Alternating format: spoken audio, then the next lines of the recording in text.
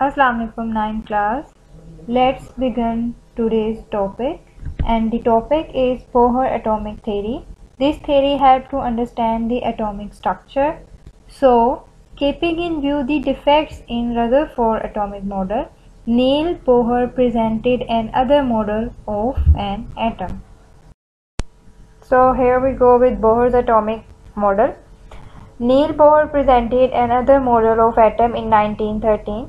So Rutherford के defects को देखते हुए बोहर ने 1913 में एक नया एटॉमिक मॉडल सजेस्ट किया और इस मॉडल की बेस क्या थी? Quantum theory. So quantum theory क्या है उसको डिस्कस कर लेते हैं. The quantum theory of Max Planck was used as foundation of this model. यानी मैक्स प्लैंक एक साइंटिस्ट था जिसने बोहर के मॉडल से पहले अपनी थ्योरी दे दी थी. उस थ्योरी को फाउंडेशन बनाते हुए बोहर ने अपना एटॉमिक मॉडल सजेस्ट किया था और उस थ्योरी के अंदर कहा क्या गया था कि मतलब कि वो थ्योरी थी क्या? Quantized energy. मतलब उसमें एक ये जो मैंने हेडिंग लिखी है ये मेन हेडिंग है. ये क्वांटाइज्ड एनर्जी का कॉन्सेप्ट दिया गया था उस मैक्स प्लैंक की थ्योरी के अंदर. According to Bohr model, revolving electron in an atom does not emit or absorb energy continuously. The energy of revolving electron is quantized. So what is mean by quantized? अब बोhr इस कहना चाह रहे हैं कि जो इलेक्ट्रॉन रिवॉल्व कर रहे हैं न्यूक्लियस के राउंड अबाउट वो कंटिन्यूसली अपनी एनर्जी को एमिट और एब्जॉर्ब नहीं कर रहे. क्यों? क्योंकि the energy of revolving electron is quantized. क्योंकि वो क्वांटाइज्ड है. क्वांटाइज्ड मीन क्या होता है? Quantized mean fixed energy. It is the smallest amount of energy that can be emitted और absorb as electromagnetic radiation. Quantized energy का मतलब मैंने आपको बता दिया है कि वो फिक्स्ड एनर्जी होती है. ठीक है, यानी हर इलेक्ट्रॉन के लिए उसकी एनर्जी फिक्स होगी. ऐसा नहीं होगा कि इलेक्ट्रॉन अगर रिवॉल्व कर रहा है तो वो कंटिन्यूसली अपनी एनर्जी को एमिट करता जाए और फिर वो फॉल कर जाए इनटू द न्यूक्लियस. तो होता क्या है? होता ये कि इलेक्ट्रॉन की एनर्जी फिक्स्ड होती है, क्वांटाइज्ड होती है. Electron revolve only in the orbit of fixed energy called energy level by him. So इस पिक्चर में आप देख सकते हैं कि एनर्जी लेवल्स हैं. एनर्जी लेवल्स को इंडिकेट किया गया है N1, N2, N3. अब बोहर कह रहा था कि अगर N1 में इलेक्ट्रॉन रिवॉल्व कर रहा है तो इसकी एनर्जी फिक्स्ड होगी, N2 की एनर्जी फिक्स्ड है और N3 की भी एनर्जी फिक्स है. अब फिक्स होने का मतलब क्या है कि अगर इसकी 5 है, इसकी 10 है, इसकी 15 है किलो जॉल पर मोल, तो 5 वाला 10 में जाके रिवॉल्व नहीं कर सकता और 10 वाले की एनर्जी कम है वो 15 वाले में रिवॉल्व नहीं कर सकता. तो इसलिए उन्हें बोहर ने इनको कहा था एनर्जी लेवल्स कि हर एक ऑर्बिट का अपना एक एनर्जी लेवल होता है, एक अपनी एक एनर्जी होती है. जिस इलेक्ट्रॉन के पास जितनी एनर्जी होगी वो उसी ऑर्बिट में रिवॉल्व करेगा. So the Bohr atomic model was based upon the following postulates. The first one is the hydrogen atom consists of a tiny nucleus and electrons are revolving in one circular orbits of radius r around the nucleus. अब इस first postulate में वो आपको क्या बता रहा है? Bohr कह रहा है कि जो हमारे पास प्रेजेंट है इलेक्ट्रॉन्स, ठीक है, वो रिवॉल्व कर रहे हैं. इलेक्ट्रॉन्स की डिस्टर्बेंस क्रिएट हो रही है, उसका ही पाथवे हमें नहीं अभी तक पता चल रहा. तो अब बोहर क्लियर कर रहा है इस बात को कि ये जो इलेक्ट्रॉन्स मूव कर रहे हैं एनर्जी लेवल्स के अंदर ये एक सर्कुलर पाथ है. ठीक है, और हर सर्कुलर पाथ का एक रेडियस होता है. और रेडियस क्या होता है एक्चुअली में कि सेंटर पॉइंट से लेके इलेक्ट्रॉन तक का डिस्टेंस जो है वो रेडियस है जिसको हम इंडिकेट करते हैं r से. तो उसने बताया कि जो इलेक्ट्रॉन रिवॉल्व कर रहे हैं वो एक्चुअली सर्कुलर पाथ में रिवॉल्व कर रहे हैं और उनका हर एक सर्कुलर जो ऑर्बिट है उसका एक फिक्स्ड रेडियस होगा जिसको आप रिप्रेजेंट कर सकते हो किससे? r से. Again each orbit has a fixed energy that is quantized.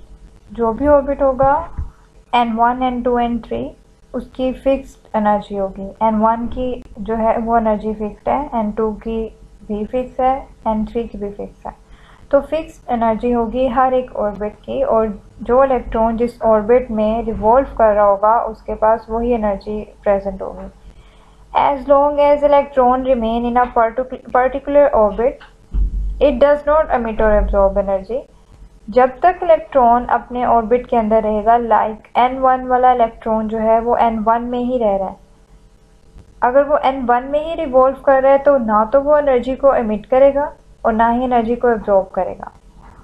Same as it is अगर n2 वाला इलेक्ट्रॉन है वो n2 में ही रिवॉल्व कर रहा है तो वो ना ही एनर्जी को एमिट करेगा और ना ही एनर्जी को एब्जॉर्ब करेगा। But the energy is emitted और absorb only when an electron jumps from one orbit to another. Energy emit और एब्जॉर्ब कब होगी? जब आपके पास इलेक्ट्रॉन n1 से n2 में जाता है या n2 से n1 में आता है। जंप करेगा हायर टू लोअर ऑर्बिट में और लोअर टू हायर ऑर्बिट में। When electron jumps from lower to higher orbit, it absorbs energy. जब भी इलेक्ट्रॉन जंप करेगा लोअर से हायर में, ऑब्वियस सी बात है अगर वो लोअर ऑर्बिट में था तो उसकी एनर्जी कम थी, अब उसको हायर ऑर्बिट में जाना है तो उसको एनर्जी ज़्यादा चाहिए ना, तो वो एनर्जी को एब्जॉर्ब करेगा।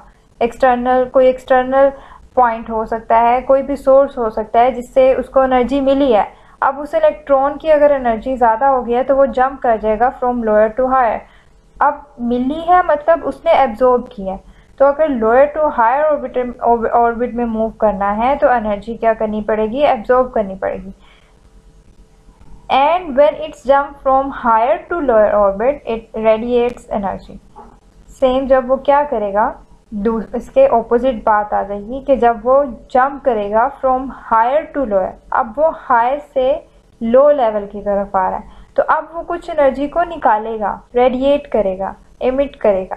अब जैसे ही उसने हायर टू लोअर ऑर्बिट की तरफ मूव करना है वो अपनी एनर्जी को एमिट करेगा। इस पिक्चर में ये सारे पॉइंट जो हैं वो बहुत ज़्यादा क्लियर हैं।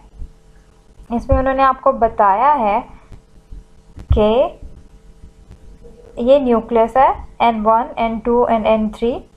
अब अगर इलेक्ट्रॉन ने क्या, यहाँ पे लिखा हुआ है फोटोन एमिशन इलेक्ट्रॉन जंप। अब इलेक्ट्रॉन क्या कर रहा है? हायर n3 से वो किस में आ रहा है? n1 में, या फिर वो n3 से n2 में आ रहा है, या फिर ऐसा भी हो सकता है n2 से वो n1 में जा रहा है, कुछ भी हो रहा है। अगर इलेक्ट्रॉन हायर लेवल से लोअर की तरफ मूव करेंगे तो वो एनर्जी को क्या करेंगे? एमिट करेंगे। ठीक है, एमिशन होगी, फोटोन एमिशन इलेक्ट्रॉन जंप। और इसके ऑपोजिट अगर क्या होता है कि n2 से वो बाहर की तरफ आ रहा है, हायर की तरफ मूव कर रहा है, n1 से n2, n2 से n3, same as it is n1 से डायरेक्ट n3 में जा रहा है, तो इलेक्ट्रॉन जंप्स कर रहे हैं फ्रॉम लोअर टू हायर। तो फोटोन क्या हो रही है? अब अब्जॉर्प्शन हो रही है। फोटोन एक्चुअली में क्या है? एनर्जी है, लाइट एनर्जी है। तो अगर वो क्या कर रहे हैं? वो लोअर टू हायर ऑर्बिट में जा रहे हैं तो इट एब्जॉर्ब्स एनर्जी, और अगर वो जंप कर रहे हैं from higher to lower orbit so they are radiates energy. This change is energy is calculated as delta E. Delta का साइन जहाँ पे भी आ जाता है ना, ये जो ट्रायंगल बनी हुई है ये, इसको हम डेल्टा कहेंगे। अब ये डेल्टा का साइन जहाँ पे होगा उसका मतलब है कि चेंज आ रहा है।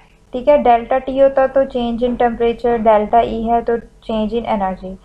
तो जो एनर्जी में चेंज आया ना कि वो उसने कितनी एमिट किया है या कितनी एब्जॉर्ब किया है, उसके लिए एक प्लंक्स ने ही एक इक्वेशन दी थी, delta E is equal to E2 minus E1 which is equal to HV।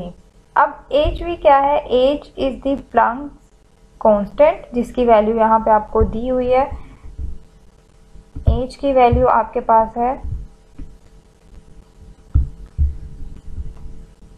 6.6262 multiply 10⁻⁻34 joule पर सेकेंड।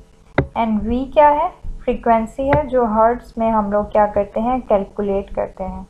तो एनर्जी इक्वल है किसके? प्लंक्स कांस्टेंट इनटू फ्रीक्वेंसी के, कि किस फ्रीक्वेंसी की वो लाइट थी, फोटोन था, क्या कितना वो फोटोन, उसकी फ्रीक्वेंसी क्या थी, उसको हम मल्टीप्लाई कर देंगे किसके साथ? प्लंक्स कांस्टेंट साथ, तो हमारे पास चेंज इन एनर्जी आ जाएगा और हम कैलकुलेट कर पाएंगे कि हमारे पास एनर्जी चेंज कितना आया है। So our last point is electron can revolve only in orbits of a fixed angular momentum mvr, given as mvr is equal to nh over 2 pi. तो एंगुलर मोमेंटम क्या है? एक्चुअली में जब भी कोई चीज़ अपने सर्कुलर पाथवे में move कर रही होती है तो हम उसका mass m, v velocity and r radius को मल्टीप्लाई करते हैं तो हमारे पास एक वैल्यू आती है जिसको हम कहते हैं एंगुलर मोमेंटम। ठीक है, अब एंगुलर मोमेंटम को फाइंड आउट करने के लिए हमें वो हमारा किसके इक्वल होता है? हम एंगुलर मोमेंटम को फाइंड आउट करने के लिए हमें पता होना चाहिए कि हमारे पास n क्या है। n is your shell number और ऑर्बिट नंबर जिसको आप n1 n2 कह रहे हो, n3 कह रहे थे, 1 2 3 and so on. h is Planck's constant over 2 pi, ये आपकी कांस्टेंट वैल्यू है। ठीक है, तो angular momentum mvr, mass, velocity and radius, इन तीनों का प्रोडक्ट जो है वो इक्वल होता है nh ओवर 2 पाई के। और एंगुलर मोमेंटम भी फिक्स्ड होता है सेम एज इट इज जैसे कि एनर्जी फिक्स्ड होती है किसी भी ऑर्बिट के लिए, where n is the quantum number और orbit number having values 1 2 3 and so on. Stay safe, stay home, अल्लाह हाफिज़।